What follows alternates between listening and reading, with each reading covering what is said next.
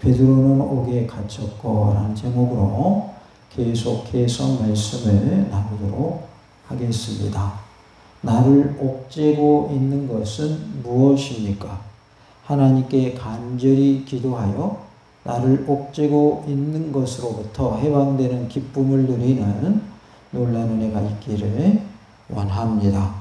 베드로는 옥에 갇혔지만 천사의 도움으로 풀려나게 됩니다. 나에게 있어서 옥은 무엇입니까? 죄입니까? 아니면 질병입니까? 아니면 물질입니까? 아니면 인간관계 문제입니까? 무엇이 나를 힘들게 하고 있습니까? 무엇이 됐든지 우리가 옥에 갇혀 있다면 하나님께 간절히 기도하여서 갇혀있는 옥에서 해방되는 은혜가 있기를 원합니다. 마귀가 나를 사로잡고 있다면 마귀로부터 해방되고, 질병이 나를 사로잡고 있다면 질병으로부터 노임받고 고침받는 은혜가 있기를 원합니다. 나에게 근심 걱정이 있다면, 두려운 마음이 있고 우울한 마음이 있다면 그 상황에서 벗어나는 은혜를 체험하는 놀라운 은혜가 있기를 원합니다. 베드로는 옥에 갇혔고 교회는 그를 위하여 무엇을 하였는가 살펴보므로 큰 은혜가 임하는 복된 시간, 말씀 충만 성령으로 충만한 시간 될 줄로 믿습니다.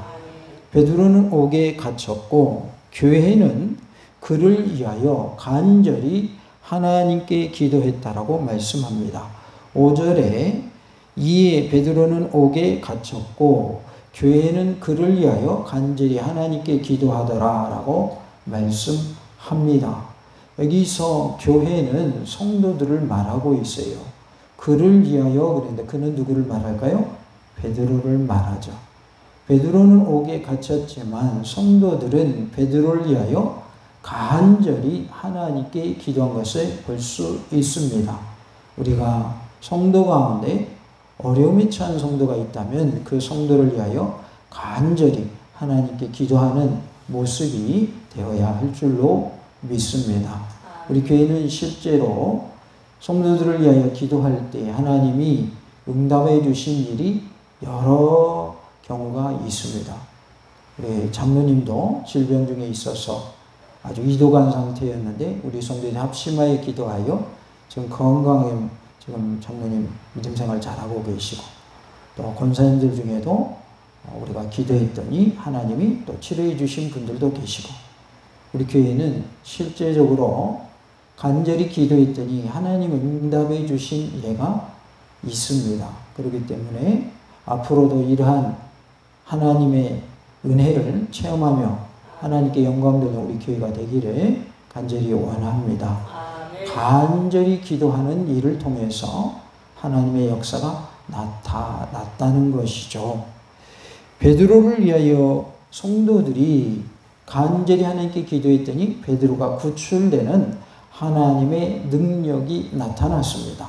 우리가 기도할 때에도 하나님의 능력이 나타날 줄로 믿으시기 바랍니다. 아멘. 할렐루야!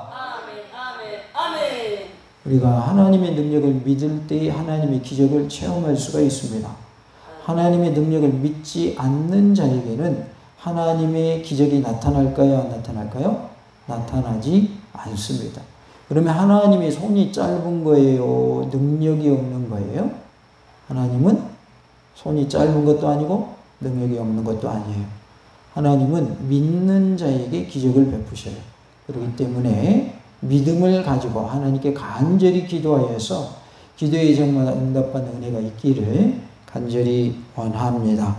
5절에 이에 베드로는 옥에 갇혔고 교회는 그를 위하여 간절히 하나님께 기도했다고 했는데, 베드로의 체포로 인해서 교회가 하나님께 기도했다고 하는 이 5절 말씀은 성도들이 베드로의 체포를 보고서 위기감을 느꼈다는 거예요? 아무렇지도 않게 느꼈다는 거예요?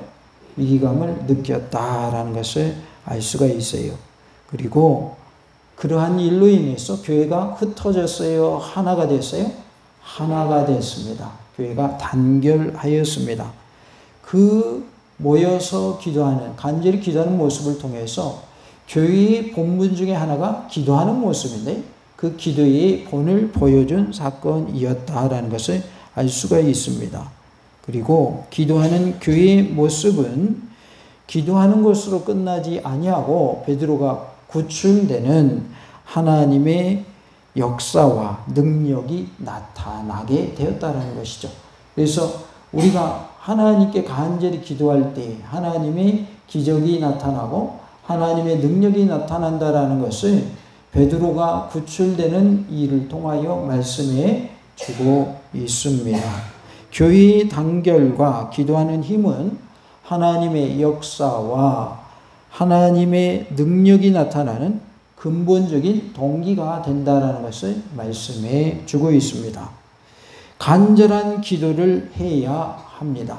이 시대는 간절함이 사라져가고 있습니다. 그래서 예배를 드려도 그저 여태껏 우리가 예배 드렸던 그런 모습이니까 그냥 형식에 치우쳐서 드리는 경우도 있을 수 있다는 말이에요. 뭐 예배 드리는 거니까 예배 드리면 되겠지. 그냥 아무런 생각 없이 하나님께 예배 드릴 수 있다 그 말이죠. 기도를 할 때에도 그냥 기도 시간이니까 기도하는 거지 라고 그냥 넘어갈 수 있다 그 말이죠. 예배 드리는 것도 간절함으로 예배 드려야 하겠고 기도하는 것도 간절한 기도가 되어야 할 줄로 믿습니다. 이 시대는 간절함이 사라진 시대가 되었다. 그것도 그럴 것이 이 시대는 살기 좋은 시대입니까? 살기 어려운 시대입니까? 살기 좋은 시대가 됐어요. 그래서 사람들이 불편함을 느끼지 못하는 시대가 됐어요. 또 무슨 면이 있냐면 조금만 불편해도 못 참는 시대가 되어버렸어요. 왜냐하면 편한 것에 익숙해져 있기 때문에. 그래서 이 시대는 맘만 먹으면 자기가 원하는 대로 다 할 수 있는 시대예요. 그러기 때문에 뭐가 없어져 버렸냐? 간절함이 없어져 버렸어요. 다 같이 봅시다. 간절함을 회복합시다. 아쉬울 게 없거든요. 그러니까 사람들이 간절함이 없어졌어요. 기도하는 것도 간절함이 없어진 경우가 많아요. 우리가 이번에 우리 교회적으로 임용봉사님 의료봉사를 하게 됩니다. 그런데 그냥 단순히 행사로 끝나버린다 그러면 안 하는 것보다 못합니다. 그냥 하는 게 아니라 전도를 목적으로 하는 거거든요. 그런데 그냥 행사니까 뭐 대충 오면 잘 대접하고 끝내면 되겠지. 이런 식으로 한다면 차라리 안 하는 게 낫습니다. 그렇다면 어떻게 준비해야 될까요? 영혼 구원을 위해서 간절한 마음으로 기도하면서 준비가 되어져야 됩니다. 교회의 일은 기도 없이 되는 것은 반드시 실패하게 되어 있습니다. 기도를 하더라도 간절히 기도하지 않고 대충 하는 기도다. 그럼 하나님 응답이 없습니다. 그러기에 하나님의 일은 반드시 뭐가 있어야 한다? 기도가 있어야 한다. 그 기도는 어떠한 기도가 되어야 된다? 간절한 기도가 되어야 된다. 어떤 분이 간절한 기도를 간이 절절하도록 하는 기도다 이렇게 표현하시기도 했는데 애간장이 녹는 듯한 그런 간절한 심정으로 기도하라는 거예요. 하나님이 응답해 주셔야만 됩니다. 하나님의 응답이 없으면 나는 죽습니다. 하나님 나 좀 살려주세요. 이러한 심정을 가지고 순교적 각오로 기도하는 모습이 간절히 기도하는 모습이에요. 우리가 간절히 기도할 때 하나님의 역사가 크게 일어날 줄로 믿습니다. 하나님의 기적이 크게 일어날 줄로 믿습니다. 간절히 기도하여 응답받읍시다. 간절한 기도가 있어야 한다. 이 시대는 간절함이 사라져버렸다 그 말이에요. 간절함을 사람들이 필요성을 못 느껴요. 뭐 간절할 필요가 있냐. 집만 나가면 필요한 거 다 있고 원하는 거 다 얻을 수 있는데 뭐 간절히 기도하냐. 이런 시대가 돼버렸기 때문에 간절한 기도가 요즘에는 찾기 힘든 시대가 되어 버렸어요. 그러나 우리는 그러한 모습이 되지 않아야 할 줄로 믿습니다. 기도를 함에 있어서도 간절히 기도하시기 바라고, 예배를 드림에 있어서도 최선을 다해서 예배드리는 예배의 성공자가 되시기 바랍니다. 베드로가 옥에 갇혔을 때 교회는 베드로를 위하여 간절히 하나님께 기도했습니다. 성도가 옥에 갇히는 것과 같은 어려움에 처해 있다면 교회적으로 그 성도를 위하여 간절히 하나님께 기도하는 은혜가 있기를 원합니다. 슬픔은 당한 자, 질병으로 고통 중에 있는 자, 환난 중에 있는 자, 예수님을 떠나서 쉬고 있는 자, 이들을 우리는 가나안 성도라고 그럽니다. 안 나가라는 말을 가나안이라고 거꾸로 붙인 거예요. 교회 다니다가 안 나가는 성도들이 많이 있어요. 쉬고 있는 성도들이 많이 있어요.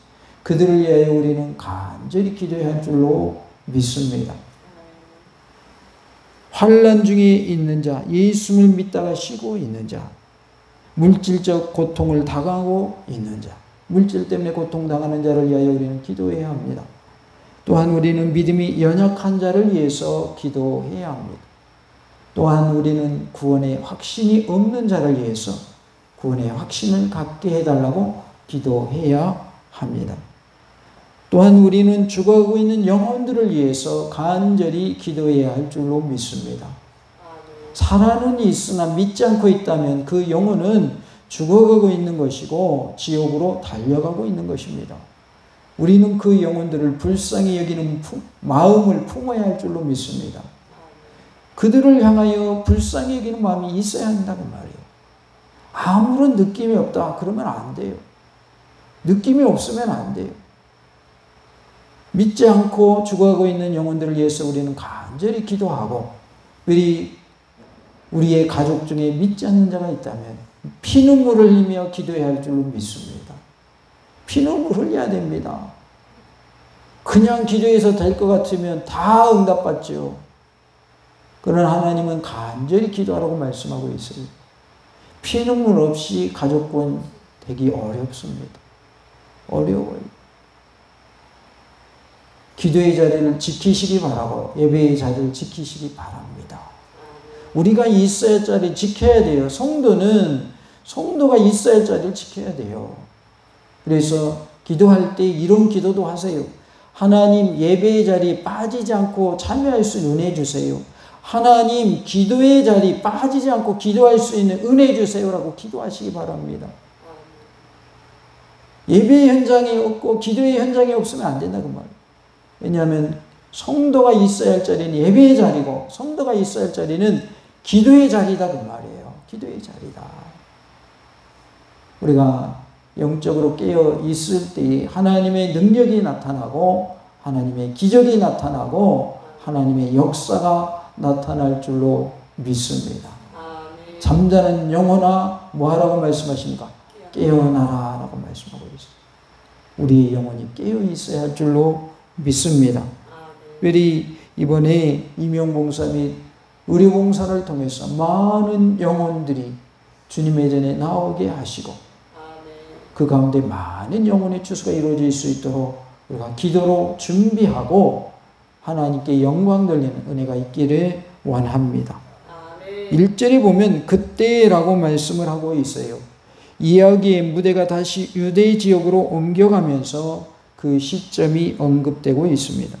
여기서 말하는 그때는 헤롯 왕이 통치하던 시기이며 바나바와 사울이 부조를 전하기 위해 예루살렘을 방문하기 이전으로 보여집니다. 왜냐하면 바나바와 사울은 헤롯 왕이 죽은 후에 방문한 것으로 언급되고 있기 때문입니다.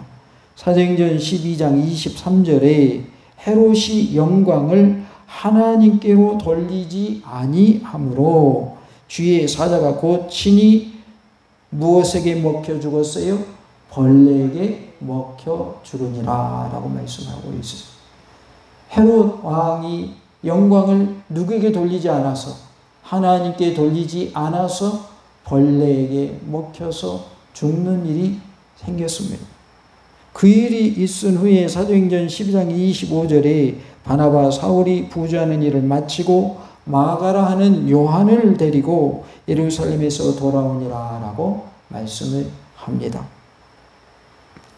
연대기적으로는 AD 44년으로 볼 수 있는데 그것은 헤롯이 44년에 죽었다는 사실을 인정하기 때문입니다. 따라서 여기서 언급되는 이야기의 시점은 헤롯이 죽던 해, 즉 AD 44년 6월절 전으로 볼 수 있습니다. 아직은 죽기 전이겠죠. 왜냐하면 뒤에 헤롯이 죽는 내용이 나오기 때문에. 그런데 그가 죽던 해에 있었던 일이다. 죽기 직전에 있었던 일이다 그 말이죠. 사도행전 12장 3절에 유대인들이 이 일을 기뻐하는 것을 보고 베드로도 잡으려 할세 때는 무교절 기간이라 라고 말씀을 합니다. 1절에 헤롯 왕이라고 말씀을 하고 있어요. 헤롯이란 말이 신약에 45번이나 나오는데 대부분 구분하지 않고 헤롯이라고 언급하는 경우가 많지만 모두 같은 사람을 가리키는 것은 아닙니다. 다른 사람이다라는 거예요. 이름은 헤롯인데 똑같은 이름이지만 다른 사람들이 언급되고 있다 그 말이죠. 1절의 헤롯은 헤롯 아그리파 1세를 말하고 있어요. 사도행전 12장에 헤롯 아그리파 1세가 나오는데 초기 교회를 핍박한 왕으로 묘사되고 있습니다. 그는 세베대의 아들 사도 야고보를 무엇으로 죽였냐면 칼로 죽였습니다. 그 일로 유대인들의 환심을 사게 됐어요. 야고보를 죽이니까 유대인들이 뭐 하더라? 좋아하더라 그 말이에요. 그래서 베드로를 잡아 투옥하고 6월절 후에 죽이려고 했던 것이죠. 그러니까 야고보를 죽이니까 유대인들이 좋아해요. 그래가지고 이제는 누굴 잡아들인 거예요? 베드로를 잡아들였고 베드로를 뭐 하려고 하는 거예요? 또 죽이러 간 거예요. 누구 죽인 것처럼? 야고보를 죽인 것처럼. 그날 밤 기적적으로 베드로가 천사에 의해서 구출되자 진노한 왕은 파수꾼들을 잡아서 죽였습니다. 왜냐하면 파수꾼들은 베드로가 왜 없어졌는지 알아요, 몰라요? 지키고 있던 파수꾼들은 왜 없었는지 몰라요. 그들은 잠들어 있었기 때문에. 천사가 다 잠재워 버린 거죠. 그리고 베드로야 일어나라 해가지고 구출해낸 거고. 그러니까 아무리 신문을 해도 지키던 그 파수꾼들은 대답할 말이 있어요, 없어요? 없죠. 자기들은 진짜 모르니까. 그래서 왕이 화가 나가지고 그 파수꾼들을 뭐 했어요? 다 죽여버렸어요. 그래서 이제 헤롯 아그리파 1세는 AD 44년에 가이사랴에서 또 죽게 되는 그런 모습을 볼 수가 있습니다. 1절에 손을 들어라고 했는데 이 말은 헤롯에 의하여 기독교회의 박해가 시작되고 있음을 말씀하고 있어요. 그러니까 시작되었다라는 의미로 손을 들어라고 표현을 하고 있는데 문학적 표현인데요.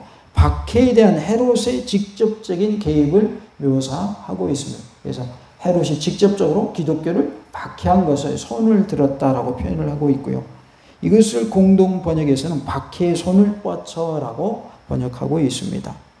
그런데 사도행전 4장 3절과 사도행전 5장 18절에도 이와 유사한 문장이 언급되는데 체포의 의미로 번역하고 있습니다. 그렇지만 1절에서는 하반절과 2절에서 박해에 대한 구체적 진술이 나오기 때문에 체포하다라는 의미보다는 박해의 손을 뻗치다라는 의미로 이해할 수 있겠습니다. 그래서 헤롯이 손을 들어서 그 말은 그가 박해하는 그러한 일을 이제 더욱 확장시켜 나가는 그런 모습으로, 그래서 박해의 손을 뻗치다라는 의미로 해석할 수 있겠습니다. 1절에 보면 교회 중에서 몇 사람을이라고 했습니다. 교회, 즉 기독교 공동체에 속해 있는 몇 사람이 박해의 대상으로 언급되고 있는데 몇 사람이라는 말이 교회 전체를 말하는 건지, 아니면 2절, 3절에서 언급된 야고보나 베드로와 같은 몇몇 지도자를 지칭하는 것인지는 분명하지 않습니다. 여기서 두 가지 의미를 모두 포함한다고 보면 교회에 대한 헤롯의 박해가 전체 기독교인들에게 미쳤을 것이고, 또한 그는 그중 몇 사람을 체포하여서 죽게 하였을 것입니다. 그러나 누가는 박해의 대상을 몇 사람으로 언급하여서 헤롯이 유대의 교권주의자들에게 환심을 사기 위해서 시범적으로 몇 사람을 체포해서 죽이거나 투옥했던 사실을 보여주고자 했던 것 같습니다. 따라서 헤롯에 의해서 기독교 전체가 핍박의 대상이 되지는 않았을 것으로 짐작되어집니다. 그래서 교회 중에서 몇 사람을 이라고 표현을 하고 있고, 해하려 하여라고 말씀을 하죠. 여기서 해하다라는 말은 악을 행하다, 상처를 입히고 고통당하게 하다라는 뜻의 카코라는 단어를 썼는데 70인역에서 60회 이상 사용된 단어입니다. 그래서 1절에서 해하게 한다 이 말은 고통을 주거나 심지어 죽이는 것과 같은 핍박과 관련된 악행 전체를 의미하고 있습니다. 그래서 이제 고통을 주기 위해서, 핍박을 하기 위해서 하는 모든 악한 행위를 해하려 한다라는 말로 표현을 하고 있습니다. 2절에 보면 요한의 형제 야고보를 칼로 죽이니라고 말씀을 하죠. 그러니까 헤롯이 요한의 형제 야고보를 칼로 죽임으로 사도 중에서 첫 순교자로 요한의 형제 야고보가 세베대의 아들로 언급되고 있는데, 첫 순교자로서 야고보가 순교했습니다. 그의 아버지 세베대는 어부이면서 선주였던 것으로 보여집니다. 야고보는 예수님의 제자들 중에서 베드로와 요한과 함께 3명의 수제자 중에 한 사람이었습니다. 그는 급하고 이기적인 성격이었고, 그래서 예수는 그에게 우레의 아들이라는 뜻으로 보아너게라라는 별명을 지어주셨습니다.